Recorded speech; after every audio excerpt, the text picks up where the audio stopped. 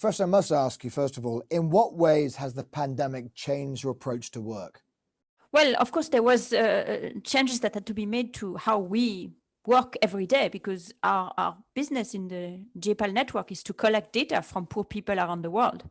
And so that involved going to their houses, and we couldn't do that. So the first change was to move to it almost overnight to collect data by phone.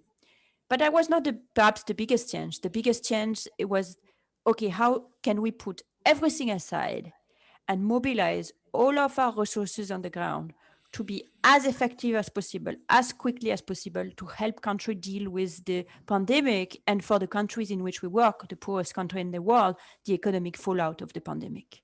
So this is a bit like turning a gigantic ship on a dime. And I must say, we are pretty happy with what our network was able to achieve. Policymakers, what can they do more or indeed better to perhaps alleviate global poverty that hasn't been done? What's being overlooked? Details. You hear a lot of great ideas. So education is important, democracy is important, corruption is bad. But you never, or very rarely, hear about how, in the detail, how we're going to implement these policies. If we talk about education, how many schools, how many teachers, how long should people stay? Should education be free? Should it be public? Should it be private? So going to the details, this is what, in my experience, makes all the difference. And detailed thinking, careful implementation thinking is what policymakers must focus more on.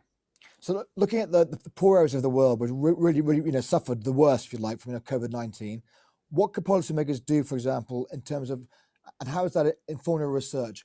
What have you changed in your research and policy ideas that maybe could really inform governments to maybe change these poor communities really suffering from this COVID-19 pandemic? I think one of the biggest idea that was already there before the pandemic, but has really emerged as something absolutely essential, is the role of emergency cash transfers. Too often, our social policies in poor countries have many hoops that people must jump in order to access the help.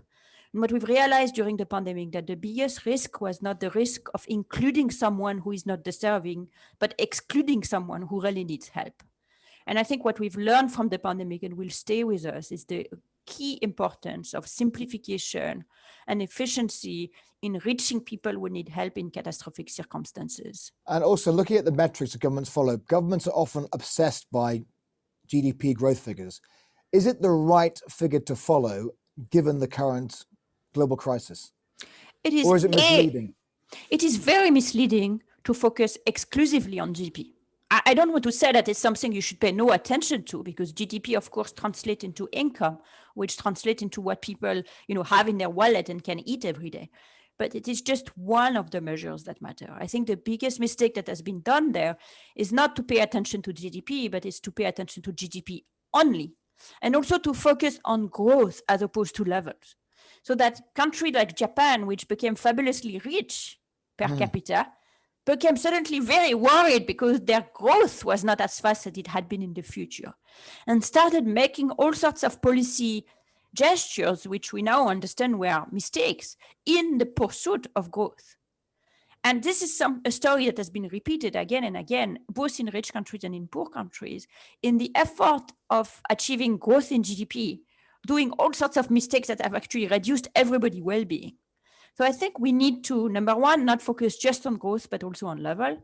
And number two, not focus just on GDP, but on a richer measure of welfare, including mortality, including life expectancy, including people's chance to get an education, which is a good one, and so on and so forth. What about debt? Obviously, there are rising levels of global debt ratio, if you like, against growth. Is it many are saying irresponsible to borrow to push you out of a crisis, or is it the right way to do it at the moment? I mean, if debt balloons, which it has done in many countries, what happens thereafter? 2 years' time, 5 years' time, when really that debt would be a massive crunch? What you have to think about is the counterfactual, which is, given the COVID crisis, what would have happened without the debt? And in fact, we have that counterfactual because the poor countries were absolutely unable to borrow. to get themselves out of the crisis. Whereas the rich countries spent about 20% of their GDP in stimulus, the poorest country could spend only 2% because they were unable to borrow.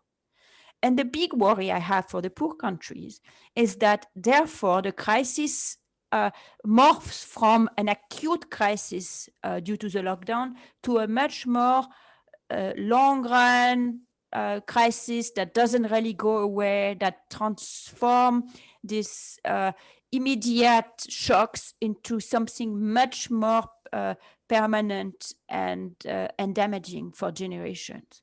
And this is what the rich countries, in a sense, mostly avoided by being able to borrow. So in a sense, what I would have liked is for the rich countries to borrow just a little bit more in order to help the poor countries help their citizens at a comparable level. Are they borrowing enough at the moment or not to help these countries? They are not doing it. So Right. the poor countries have not received at all the kind of help that would have made it possible for them to help their citizens in the same way. As I was saying, they spend only 2% of their budget, which is much smaller, to help their citizens cope with the economic crisis. So this would have been very little for the rich countries. They could have borrowed just a bit more, or they could have used the proceeds of what they were borrowing slightly differently. I don't think it's almost not a matter of the amount of money given how much was borrowed. It's more a matter of the choice that were made. And where it goes to. Exactly, where it goes to. So this is a discussion that we have mostly within countries, where there is a discussion of whether it really goes to help the poorest. And I think some effort has been made in this direction. But I have not seen that conversation taking place across countries to say, is it really fair that we spend 20% on ourselves and we let a poor country spend only 2% on their populations?